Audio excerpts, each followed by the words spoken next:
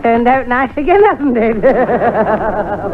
Come on and hear my ukulele. Come on and hear, come on and hear. I give a demonstration daily. Right over here, right over here.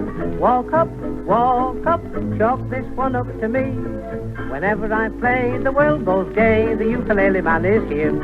I'm the ukulele man. Come and listen if you can.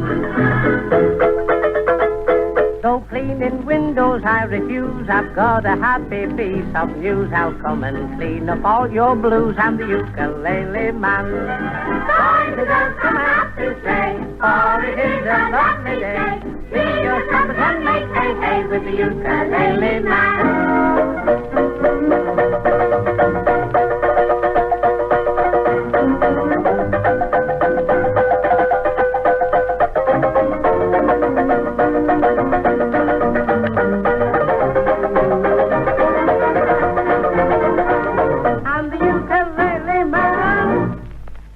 George Formby, the Lancashire lad whose career spanned 40 years and who was one of Britain's biggest and best-loved stars. With that great toothy grin and those tuneful songs, he won the hearts of audiences all over the world. But he was always a shy man and never really understood the reason for all the acclaim.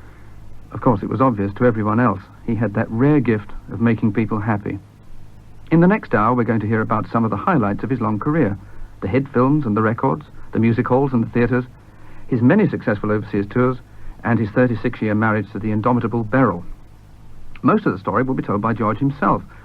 I had the great good fortune many years ago to meet George, and he was generous enough to let me borrow many of his private tapes and his discs. And it's from these rare recordings that the bulk of the programme is made up. George's father, the original George Formby, was one of the great stars of the Edwardian music hall, starting out, like his son, in Lancashire, and then in 1899 to London. He fought a losing battle for many, many years against tuberculosis, and he would even work his wretched coughing fits into his act. I'm coughing better tonight, or it's not the coffin that carries you off, it's the coffin that carries you off in. Here he is in typical form in 1916 with one of the songs from his review, Razzle Dazzle, at the Alhambra Theatre in London. I'm looking for mugs in the Strand. I'll find one before I've gone far. It's as easy as winking to find them. That's if you just know where they are. I'll defy Scotland Yard men to catch me. I've got ways they don't understand. 'Cause while the detectives are looking for me, I'll be looking for mugs in the Strand. I just got on that last note then. It wasn't much, but still it showed me off like in my voice, didn't it? Well, I think that's about all now. Mind you, I think he went the way he wanted to do. He died in harness, you know. Because in those days, stars had to work a lot harder than we have, you know. In London, for instance, when they came down, they had to work 4 theatres in one night. That meant 8 shows. They'd start at one place, they'd go right the way around and back again. But it was a different business. They could show you 10 years' work ahead in the date books. Today, you're lucky if you get 10 months. Just depends where you're working. But anyway, he was a great fella, you know, really. I don't think I'll ever be as good as him. But then people say to me, how did you become a star? It's a daft question, isn't it? I mean, what do? We don't do anything. We don't become stars. You people make us stars. We wouldn't be any good without you. And any of our present stars today, if they ever believe anything different, they're crazy. I shall always be grateful to the public for what they've done for me. Because I went away to the stables when I was 7 to become a jockey. And I went down to Bishop Canning's. At the age of 10, I had my first mount in a race. I don't know whether it's a record, but I don't know of anybody that's ridden younger than that. In 1915, the First World War broke out, and it stopped racing in England. So the trainer I was with, we went out to Ireland, and I rode there for 5 seasons till 1919. Then I came back to Newmarket and became apprentice jockey riding for Lord Derby. In 1920, I went up to Malton and had my last mount in a race on a course Old Chris. And there was me, old at 16. Well, just then, at that time, my dad collapsed and died in pantomime at Newcastle. Well, that was very awkward and a very sad blow.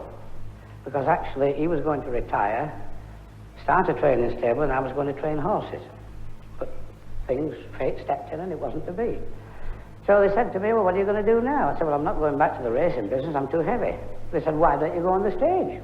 I said, what the hell could I do on the stage? They said, well, you don't know till you try.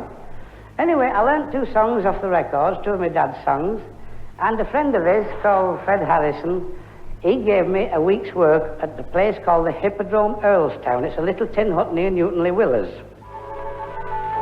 I'm John William Billy, and folks say to me that I'm a most willing young man, they agree. They've nicknamed me Willing John Willie the Sport, though all my pals called me Dog's Body for short. I met a young French female girl yesterday. She smiled, I smiled back, and said it's been a nice day. I was always a willing young lad, and she looked very Frenchy and bad. She called me Monsieur as I went passing by, said, "Lala, you come from me," then winked her eye. I said, I don't know what it means, but I'll try. I was always a willing young lad. I didn't go as George Formby. I took my mother's maiden name, Hoy, because my dad's name has always been top of the bill, and I knew I wouldn't be top of the bill the first time. It'd be like that. And I didn't want the name of Formby to be small. I said, I'll use Formby when I top bills myself. And I was lucky enough to do that. Well, at the end of the week, I got £5. And then I got what was known in those days as a moss tour. That was one of the big halls. And at the end of the moss tour, I didn't get any more work. Of course, they gave me that for sympathy out of my dad, you see. Well, I was out of work for 3 months, and nearly starved. Then I went to what is known as an if it show.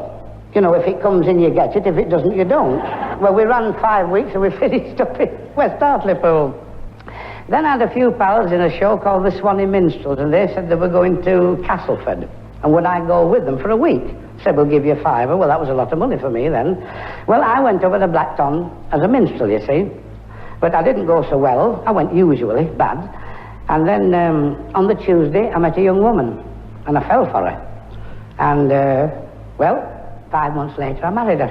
I can do without me fags, or the bottom to me bags, bubble. I'd even go tea. I don't need anything so long as I've got you. You're everything to me. I can get along with nought, or even do without me Auntie Maggie's remedy. I don't need anything so long as I've got you. You're everything to me. I'd give up without a shot at my stick of Blackpool rock, although it gives me lots of fun. I can do without me pipe or me weekly plate of fudge, or you're everything rolled into one. I could do without me boots or without me swimming suits. I'd undress in the sea. I don't need anything so long as I've got you. You're everything to me, you see. You're everything to me. And that was when my luck turned. You see, I married Beryl, and then she knew a man in Newcastle called Thomas F. Connery. He used to run reviews. He gave me a week's work up there, and he liked my act. I don't know why, but he liked it. And he gave me a review contract for 5 years. Well, I never looked back after that. Now it's funny where some women live who sing upon the stage. They live in places where they've never been. They'll rave about the roses that are growing round the door of that the dear old home they've never seen. They've lived in Arizona, they've lived in Alabama. Last year they all lived down in Texas way. It must be quite a job to move the dear old home about, but just the same this year you'll hear them say, they're all going back, they're all going back, they're all going back to Tennessee. And Dixie, they've all got mothers there and fathers by the score. They've moved the poor old folk about until their feet are sore. all of them share. When they get back, they'll stay. What an overcrowded country it will be. But just one thing worries me.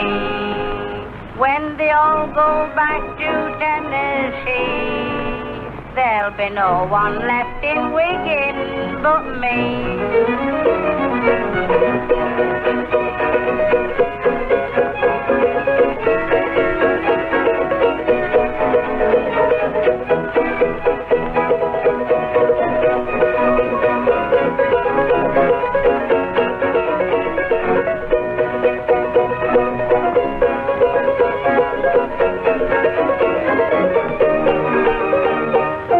Just one thing worries me.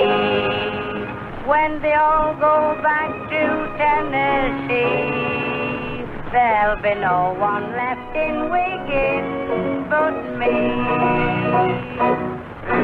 Well, it's like most of the stories in our business, you know. I was working with Jack Hilton. I think it was the Palace Theatre, Manchester, and the band boys got... I used to be singing Chinese blues in those days. Mr. Wu, as everybody knows it. And the boys took a fancy to this thing, and they kept on playing it at the back in the Hilton. Said, well, I think there's something in that song. What about making a record? So I went down to the Decca Studios, but I don't know whether they were very keen, because I was unknown at that time. And anyway, he said he was going to take a chance, and he'd make a record using his band. So I made Chinese Blues, and at the end of it, he said, I think it's a good record, but we're going to put the record out and not use my name on it in case it's a flop. I don't want the name of Hilton to be attached to it. He said, if it's a good seller, then you'll get the credit and not me. Anyway, he didn't put his name on, and they released it, and Chinese Blues was a hit from the start on the records, and away we went to make local records after that. Now Mr. Wu was a laundryman in a shop with an old green door. He'd iron all day, your linen away, he really makes me sore. He's lost his heart to a Chinese girl, and his laundry's all gone wrong. All day he'll flirt, got your shirt, that's why I'm singing this song. Oh, Mr. Wu, what shall I do? I'm feeling kind of Limehouse Chinese laundry blue. This funny feeling keeps round me stealing. Oh, won't you throw your sweetheart over too? My vest so short that it won't fit my little brother, and my new Sunday shirt has got a perforated rudder. Mr. Wu, what shall I do? I'm feeling kind of Limehouse Chinese laundry blue.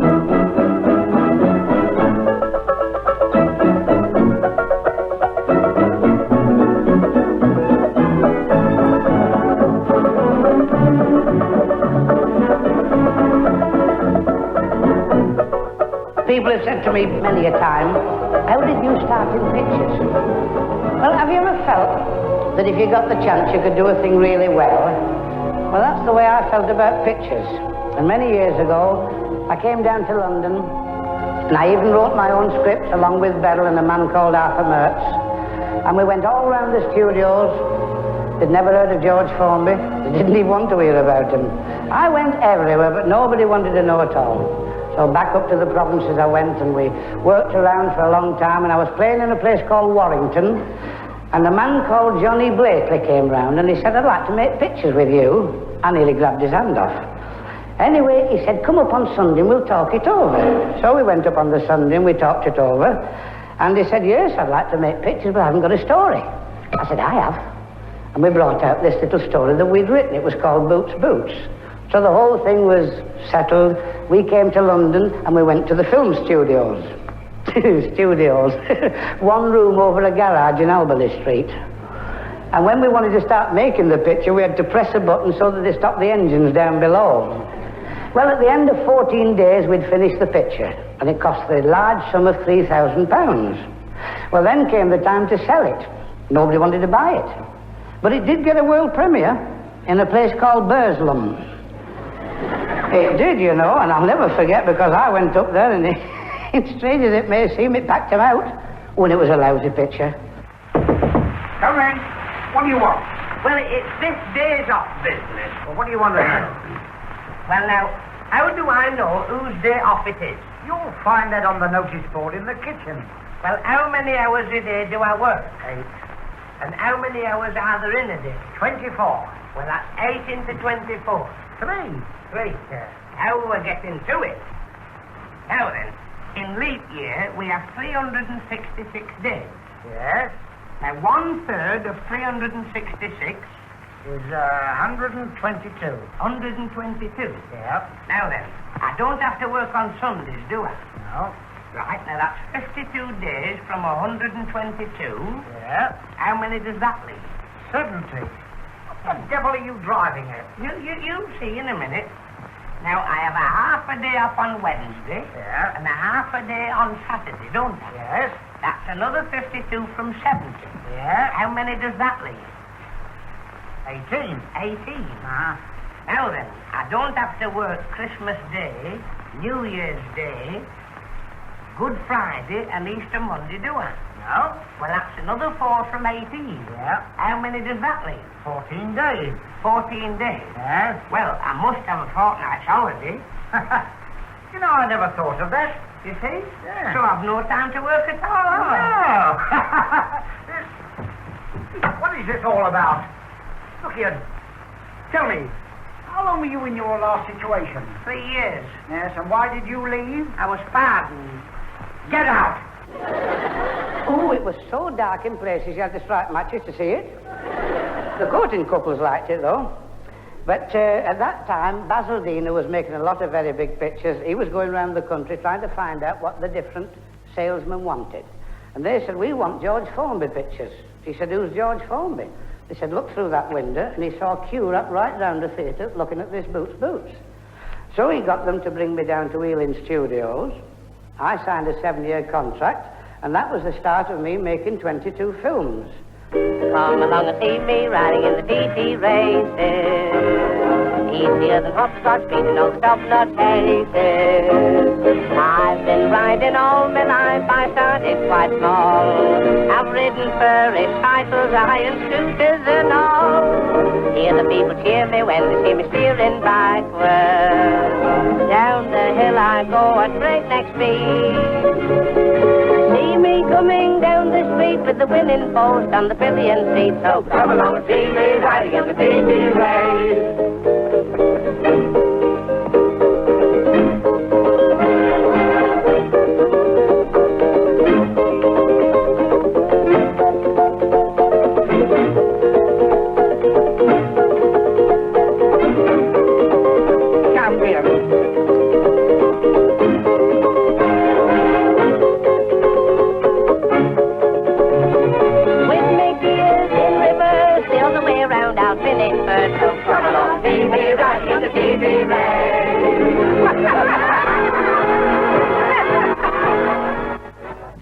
Now, next week, they're showing my latest ATP picture, Keep Your Seats, Please. And I want you all to roll up in your thousands and have a look at it, and I hope you like it. Now, just before I go, I'll sing you a chorus of the hit song of the picture, The Window Cleaner. Now it's a job that just suits me, a window cleaner you would be if you can see what I can see when I'm cleaning windows. Honeymooning couples too, you should see them bill and coo. You'd be surprised at things they do when I'm cleaning windows. In my profession I'll work hard, but I'll never stop. I'll climb this blinking ladder till I get right to the top. Oh, the blushing bride, she looks divine. The bridegroom, he is doing fine. I'd rather have his job than mine when I'm cleaning windows. That's only a bit of it. I've got to go now, so goodbye, and I hope to see you from the screen next week. Ta-ra, folks.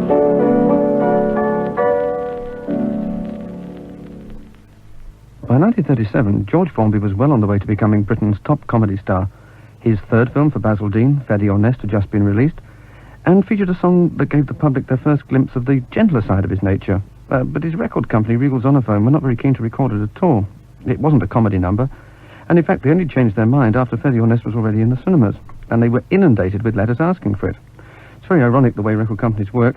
It turned out to be his biggest hit ever. I'm leaning on the lamp. Maybe you think I look a tramp, or you may think I'm hanging round to steal a car. But no, I'm not a crook, and if you think that's what I look, I'll tell you why I'm here and what my motives are.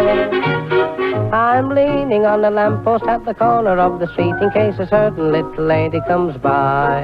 Oh me, oh my, I hope the little lady comes by. I don't know if she'll get away, she doesn't always get away, but anyhow I know that she'll try. Oh me, oh my, I hope the little lady comes by. There's no other girl I would wait for, but this one I'd break any date for. I won't have to ask what she's late for. She wouldn't leave me flat, she's not a girl like that. Oh, she's absolutely wonderful and marvelous and beautiful, and anyone can understand why.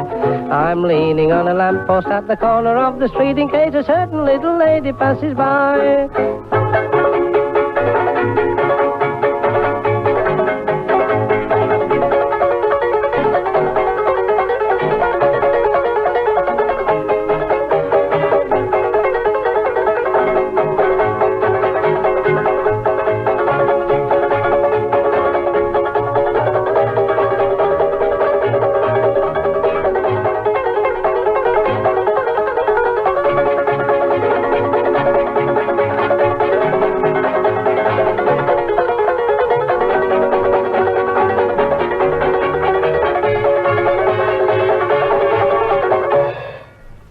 Leaning on a Lamppost from Fedionef. Throughout the late 30s, George continued in films, but he still found time for his musical audiences in Christmas pantomimes and, of course, every summer at the Opera House in Blackpool. Who gives you vodka strong till your fortune all goes wrong? Madame Moscovitch, the Moscow witch, the Russian gypsy queen. She makes Skitlovsky grand, it's as well she holds your hand. Madame Moscovitch, the Moscow witch, the Russian gypsy queen. When Count Popinski popped in there one day, he felt rather gay. She smacked his face and he popped out ski in her little tent. A jolly sailor went, but he made a slip and he missed his ship through the Russian gypsy queen. Now everybody's got a crazy notion of their own. Some like to mix up with the crowd, some like to be alone. It's no one else's business as far as I can see, but every time that I go out the people stare at me with my little ukulele in my hand. Of course the people do not understand. Some say, why don't you be a scout, why don't you read a book? But I get lots more pleasure when I'm playing with me uke. Of course I take no notice, you can tell. For mother's sound advice will always stand. She said, my boy, do what I say, and you'll never go astray if you keep your ukulele in your hand. Yes, son, keep your ukulele in your hand.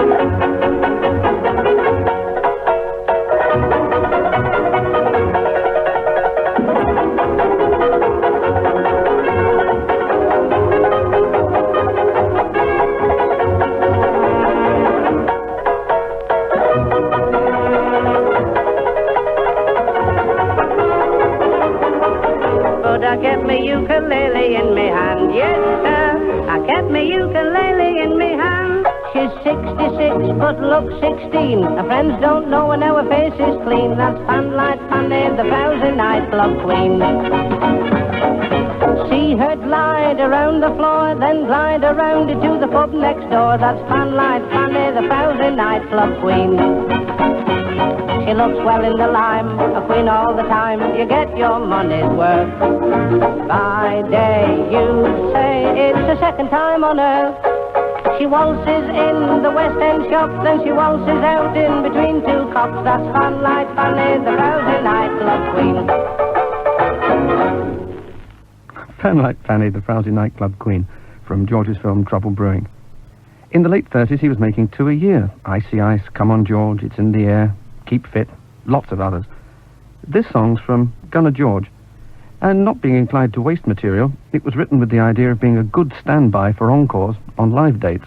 Well, I've had a request tonight to sing The Window Cleaner, and I've also had a request to sing Chinese Blues. But what I'll tell you what we'll do, we'll bung them both together and see how that sounds.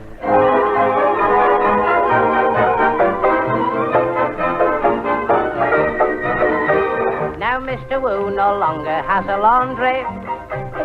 Sad to say the business was a flop. He shouted, what a hope, as he chewed a bar of soap and then put up the shutters of the shop. Said Mr. Wu, what shall I do? And Mr. Wu's a window cleaner now. The laundry, it didn't pay. Now there's no clean collars down Limehouse Way. When he goes out working, interest he arouses, polishing the windows with worn-out ladies' blouses. He wears a pair of cami nicks to save his Sunday trousers, 'cause Mr. Wu's a window cleaner now. Now little Chinese wifey each day is getting madder, tearing her silk stockings, her husband makes her sadder. All day long he wants to keep on running up the ladder, 'cause Mr. Wu's a window cleaner now.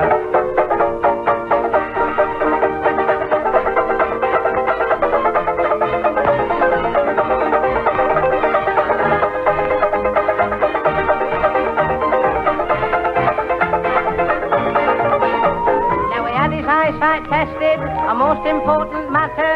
Through a bathroom window, a lady he peeps at her. His eyesight's getting better, but his nose is getting flatter, 'cause Mr. Wu's a window cleaner now. Said Mr. Wu, what shall I do?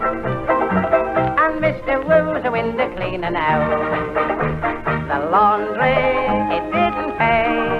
Now there's no clean collars down Limehouse Way. Customers he's washed for now are in bad humours. They feel quite neglected, and I've heard the rumours. Lots of girls on winter nights go out without their garters, 'cause Mr. Wu's a window cleaner now.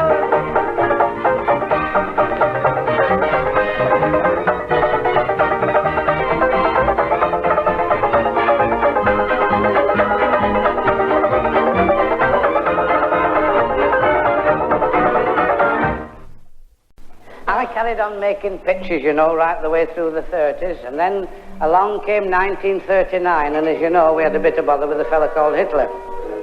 Well, I, like everybody else, I was called up and I went to take my medical. That was the biggest laugh I ever got in my life. When I stripped off, I never knew I had flat feet. And the doctor looked at me, and he gave me a shilling, and he gave me a card which said grade 4, I didn't even get in the first 3. And he said, you better go entertaining troops. Mr. Wu, what shall I do? I'm feeling kind of Limehouse Chinese laundry blue. Now all whistle. What shall I do?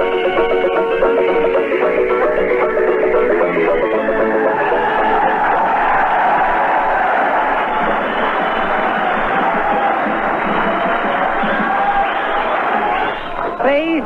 I'll tell you what I'd like you to do. You know, everybody's listening to us at home. There's your wives, your sweethearts, and your sons. And I know they'd all like at home to know that you're having a jolly good time out here. I would just like you all to say how do to everybody at home in England. Go on, say how do.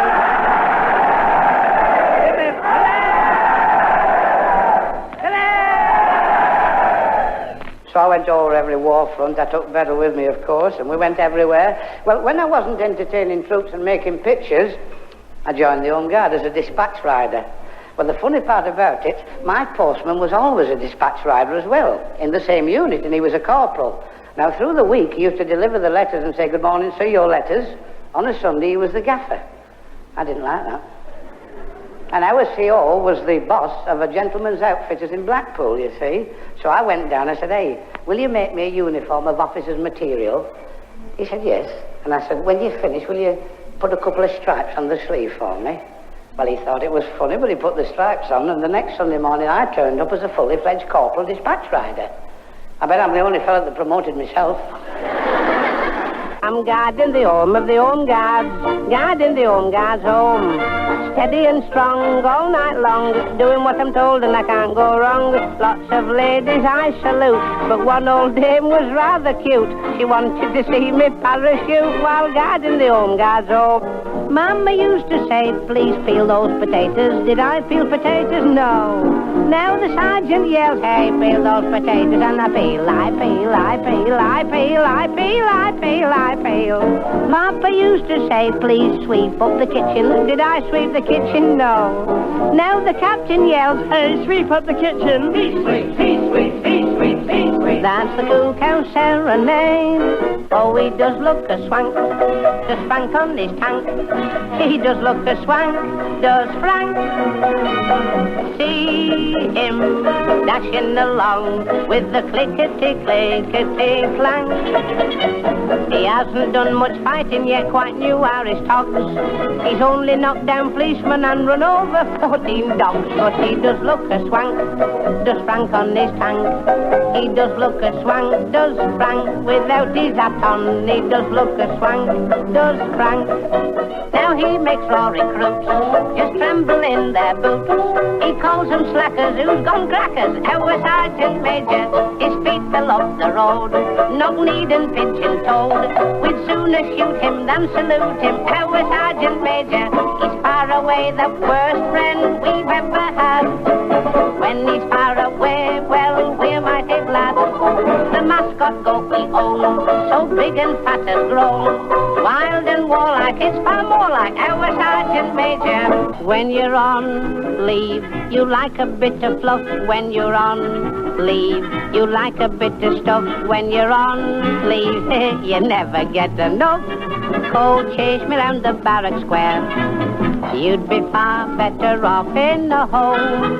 You'd be far better off in a home.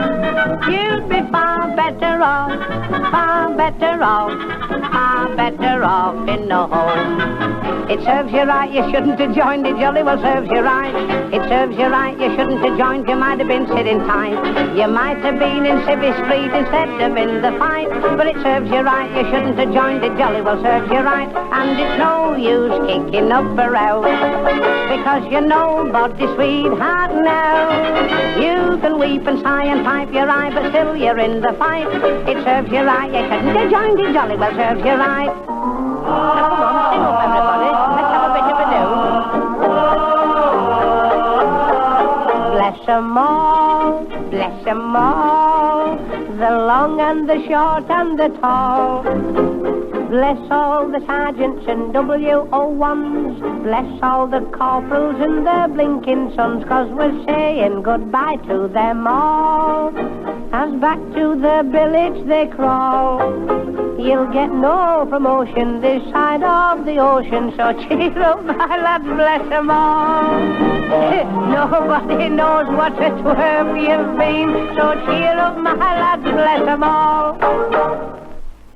I think the most outstanding show, or shall we call it the most weird show, was just very shortly after the initial landing in Normandy.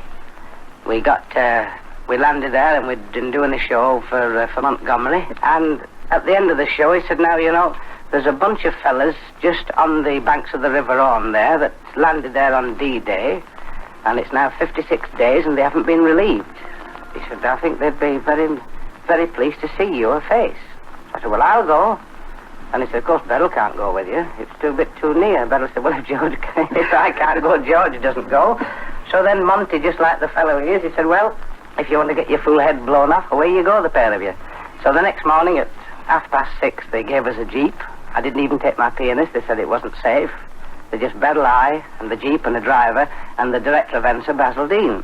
We set off to get up to the 6th Airborne Div, who had landed there in the gliders.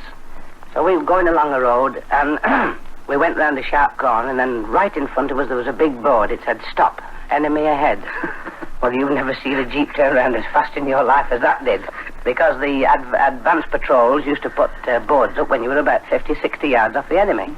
Well, we turned back, we went up another little lane, and then a bloke came out of a hedge. He seemed to merge out of it. He had all sorts of twigs and things around his hat. And he said, where do you think you lot are going? So the corporal said, well, this is George Formby and party. We're looking for the 6th Airborne Div headquarters. He said, well, just turn through that little gate, go very carefully, keep your heads down, and you'll find them just the other side of the farmyard in the grove. But I couldn't see anybody. They were all ducked in little foxholes. The colonel came out. He said, well, you're here all right. I said, yes. He said, now it's going to be a funny show, because you're not going to have any visible audience. You're just going to see a few heads bobbing about. We can't concentrate more than 40 boys at a time. He put Beryl under a tree. He said, you better stand there. You'll be quite safe there. He put me near a dugout in a slit trench. And he said, if anything comes over, duck. He said, don't feel embarrassed or think you feel foolish, because if you don't duck, you'll be the only one left here that hasn't ducked. We'll have gone. I said, well, exactly where are we now? He said, well, yeah, I think, as near as I can gauge, it was about 120 yards off the Germans. I said, Monty's a good fellow, isn't he? Anyway, we were there, but that's the last thing we ever thought of, being hit or anything like that. He said, I don't think anything will happen because the Jerrys will be able to hear you. So I set off playing the uke, and they'd given the boys instructions, no applause, to create a row. So we set off going, and I could tell a lot of stories to say that there were all sorts of stuff flying over, bombs and things, but strangely enough, nothing happened at all, only one bullet. That's the only thing we heard. Right through that show, I sang about 8 or 9 songs. Beryl did a comedy act with me, and the boys sort of laughed silently. It was weird, you know, to see fellas' faces lighting up and no sound coming from them. Well, we worked along that show. Then we went along another part of the front, and we did all the boys. We did 9 shows that day and finished up at night about 11 o'clock. Very weary, but very happy.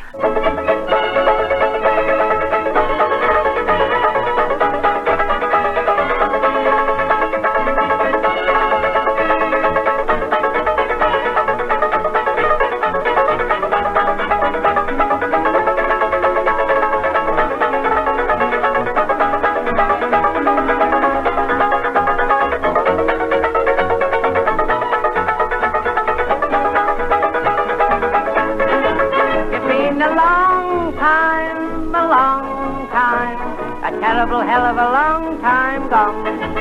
It was the wrong time to leave the little wife, to leave the little sweetheart at the right time of her life. And when she meets you and greets you with a hello darling, now we'll carry on. I'm going to love you more and more, so hurry and bolt the door. You've been a terrible hell of a long time gone. With the end of the war, it was also the end of George's film career. The British film industry went into a phase of costume dramas, and there was no place for common comics. So in 1947, he embarked on a 3-year series of overseas tours. He and Beryl loved travelling, and it was the ideal way to see the world, and get paid for it, too. Holiday time, Sunday climb, all into you and me. You quickly choose a wonderful cruise out on the open sea.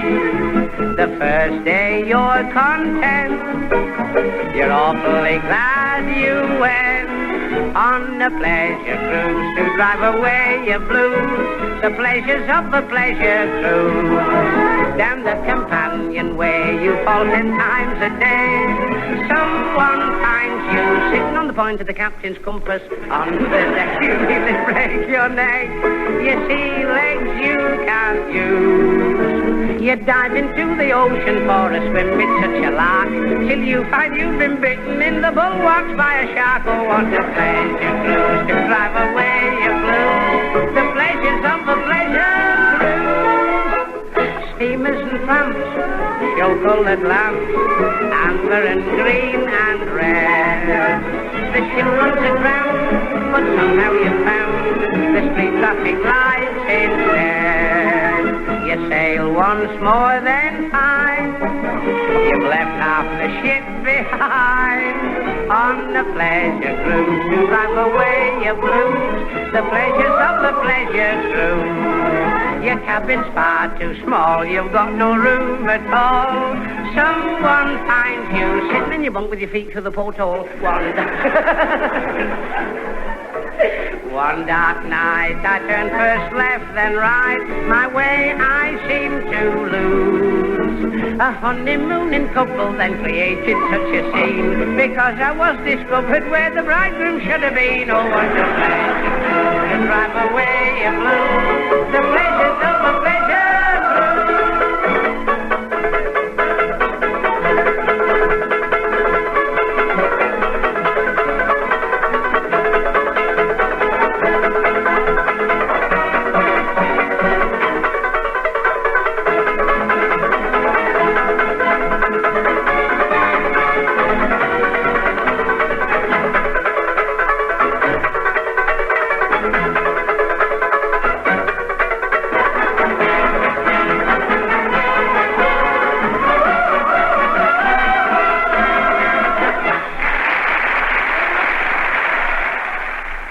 And how do you like our fine Australian sunshine? Well, we haven't seen any yet. They promised me all sorts of sunshine when I got in here. I'm a cloudy sky.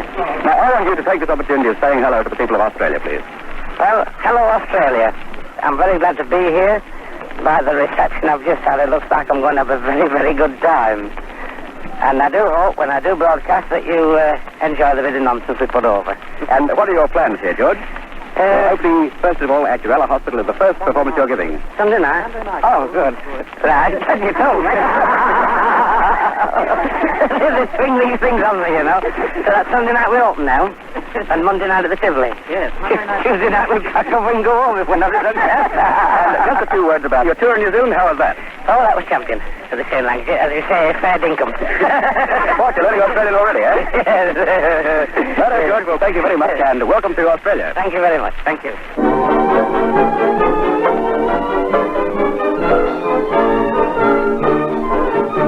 Now I got a notion while crossing the ocean that the world was anything but small. But when I landed here, it was soon very clear that it's not so big after all. 'Cause there's your own kith and kin there to welcome you in on the other side of the world. There's the same kindly folk who crack the same kind of joke on the other side of the world. And if you go for a stroll, you'll see a flag on the pole and meet the people who kept it unfurled. And when a couple's honey-doving, it's the same old kind of loving on the other side of the world. Though we're miles from your shore, it's like living next door on the other side of the world. We've the same kind of names and play the same kind of games on the other side of the world. And when the trouble is thick like glue, together we stick, and we'll keep the old banner unfurled. So it's a very happy meeting, and I bring a special greeting from the other side of the world.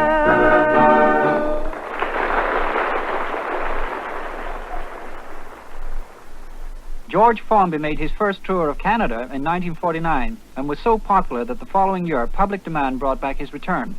Traveling over 20,000 miles to 21 cities, he firmly established his position as Canada's favorite comedian. His earnings during this fabulous tour were over $9,000 per week, and box office records were broken wherever he appeared. Hello, Canada, hello to everyone. It's a pleasure seeing you again. Hello, Canada, it's nice to be bringing you a message from across the sea. From the land of the roses and the heather blue to the land of the maple leaf so staunch and true. It's hello, Canada, the old country sends her kind regards to you. This is your first trip to Canada? The very first trip to Canada, yes. I've always wanted to see the Rockies and the Mountie. I've seen one Mountie. You've seen the Mountie already? Yeah, but he had a green jacket on. I want to see one with the red one. Your itinerary then has brought you from Toronto to Hamilton, and where do you go from here, George? We go from here to, wait a minute, let me think now. I've got to think so fast because there's so many towns. You know, we're doing 19 towns in 6 weeks. I've bought a bicycle. You'll need more than a bicycle to get across Canada. From Hamilton we go to Ottawa, then to Montreal, then to Niagara Falls, then to Guelph, and to Windsor. Then I think it's back to Toronto, to the Massey Hall for 2 nights. Then we go to London, we go to Brandon, Saskatoon, Calgary, Vancouver, we go to Victoria, yes. Regina, Winnipeg. That's right. Well, and you'll certainly see a lot of Canada, George, and it's a grand trip across Western Canada, particularly through the Rocky Mountains.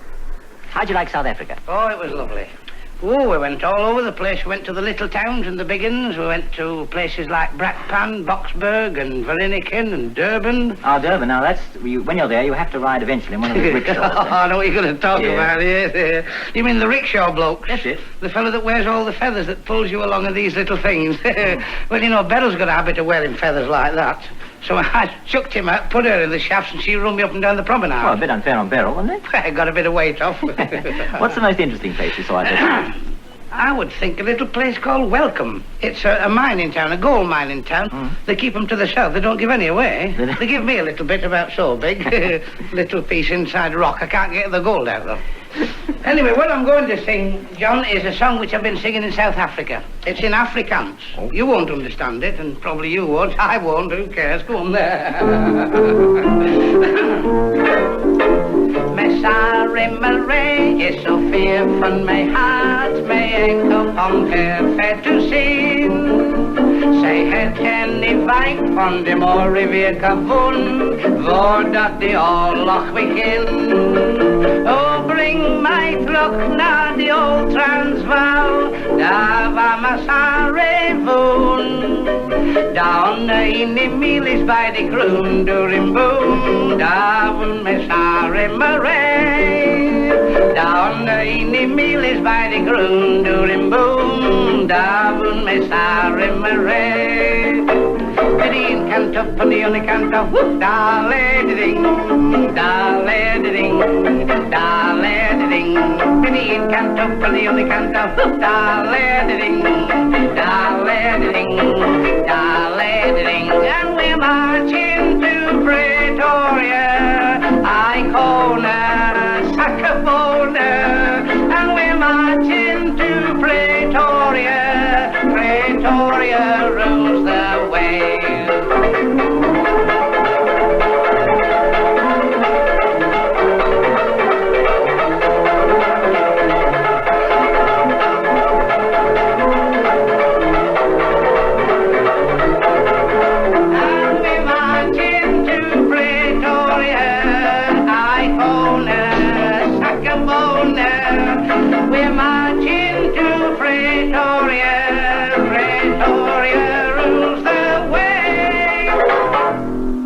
George in Afrikaans. Well, following his worldwide tour, George took the biggest gamble of his career. In 1951, he took the star part in a musical comedy, Zip Goes a Million. Lots of his friends advised George against it. They thought he was overworking and they were worried about his health. They also had doubts about how the audiences at London's posh Palace Theatre would take to him. But George knew best, and Zip Goes a Million proved to be the comedy hit of the year. Goes a million, it's a great sensation, keeping cash in circulation. I'm not saving up like Tom, Dick or Hank, I've got no money wasting time in the bank.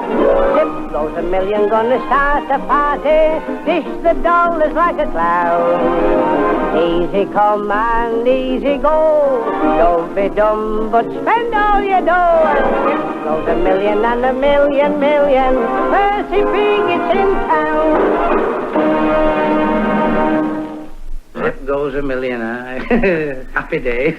Yes, happy until it zipped me. How long were you ill altogether? About 18 months, I think. Yes? And where was your wife all this time? About as far away as what she is now. Don't bother. I'm never very far away from George.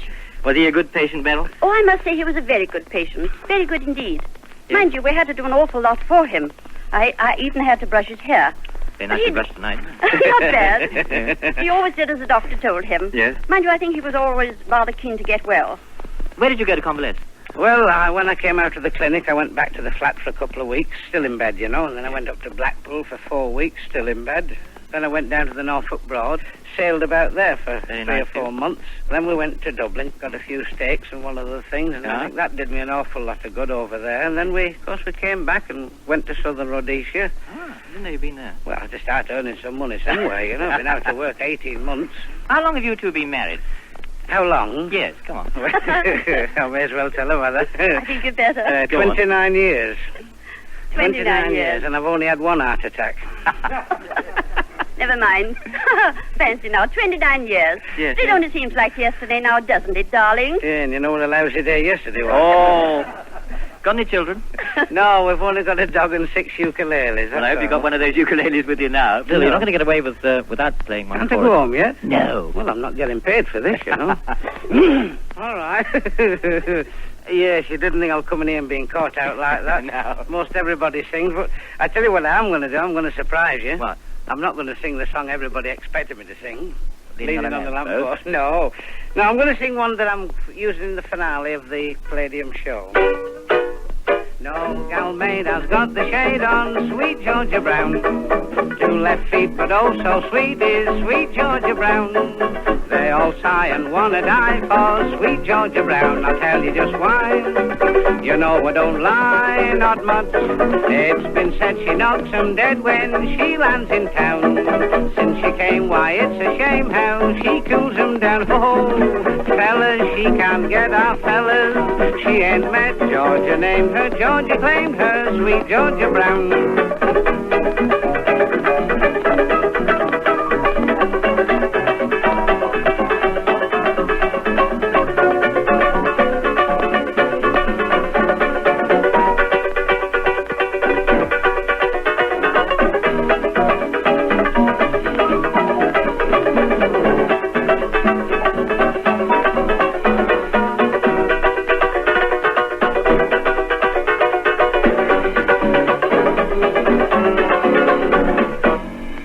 Sweet Georgia Brown, George Formby in 1955 when he was starring at the London Palladium in Fun and the Fair.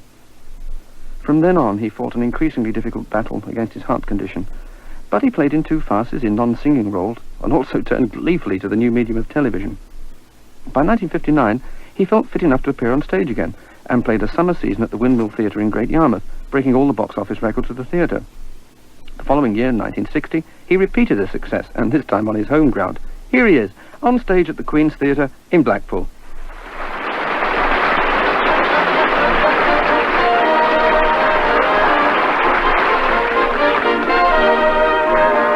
We all have our hobbies nowadays, and my hobby I think is so sublime.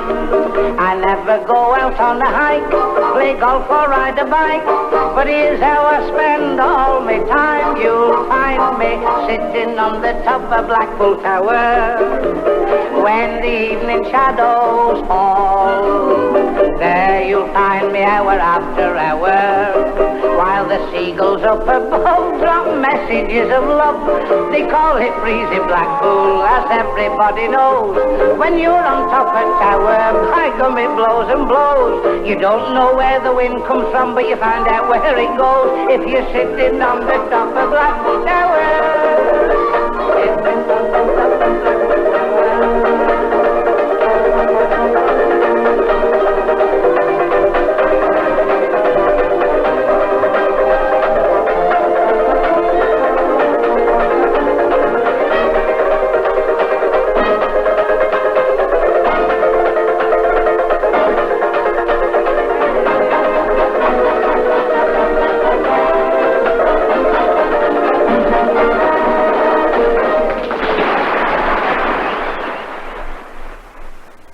The Queen's Theatre show was to be almost his last stage appearance. He did open in pantomime in Bristol, but Beryl's death on Christmas Eve 1960 seriously affected his health, and he was forced to leave the cast. Less than 2 months later, George astonished his friends by announcing his plans to marry a young schoolteacher, but his happiness was short-lived. The excitement proved too much for him, and he had another heart attack, and this one was fatal. And on the 6th of March 1961, George Formby died. But he left a host of assets: hundreds of songs, a score or more films, and the certain knowledge that no matter who or where ukuleles are ever strummed, it will be George Formby's name that is fondly and affectionately remembered. He created a lot of happiness and a lot of laughter. An ordinary chap, but with an extraordinary talent.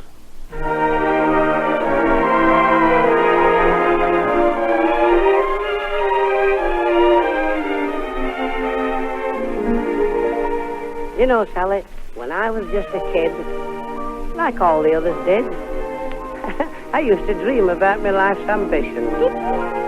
In turn, I planned to be, a sailor on the sea, a crook, a boy scout, or even a politician. But here I am with all the dreams I've had, an ordinary chap, but still I'm glad. Ordinary people like you and me, happy and contented as we can be. We can walk on air on our ordinary feet, strolling hand in hand along an ordinary street. Ordinary people are we until the ordinary time of day is through. And when the ordinary moon is in the ordinary sky, what extraordinary things we'll do. What extraordinary